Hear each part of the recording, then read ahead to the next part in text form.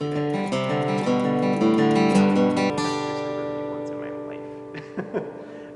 So I already had an affinity for grapes or wines from regions that are historically more humble or proletarian or utilitarian, like the Loire. And the more I thought about what we were going to do, I thought that the Oregon isn't really neat. No offense to my Pinot Noir making friends, but there's 400 wineries here. I didn't think someone else needed to be on the Burgundy case, you know? Like enough people were tackling that question, the Pinot Noir question. So the Loire made perfect sense because I genuinely love those wines. That's what my wife and I drink a lot at home. That's what our friends like. I knew that most buyers and somms had a real love of the Loire. And then the more I looked into it, the more I realized that the Willamette Valley has a lot of similarities with the Loire. In fact, I would say more similarities with the Loire than it does with Burgundy. Let's start with the fact that the Loire is a river valley and the Willamette is a river valley. There's no river in Burgundy. It's not one that I'm aware of. One that doesn't define the region, you know.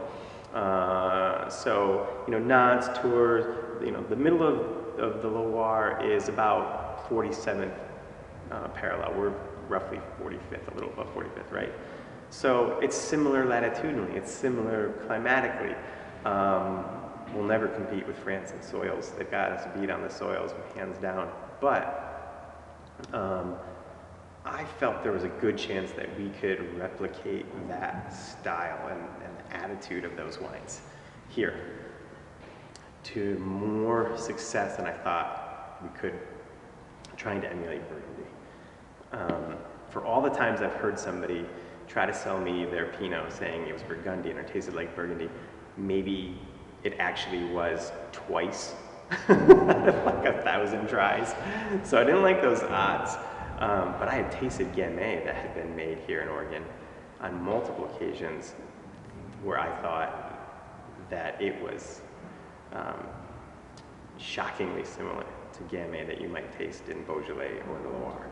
And so I knew that it was possible. If people for whom Gamay was an afterthought or kind of a side thing could make it that good, what if we concentrated on making it and growing it the way they grow it there and then vinifying it the way they make it there? What would happen? And the first vintage I wasn't maybe totally sold on our efforts, but once we got the concrete tanks and started really being able to make it in the way that I saw them making the Loire, I was convinced that we can make Gamay that is similar in spirit. Not exact, but similar.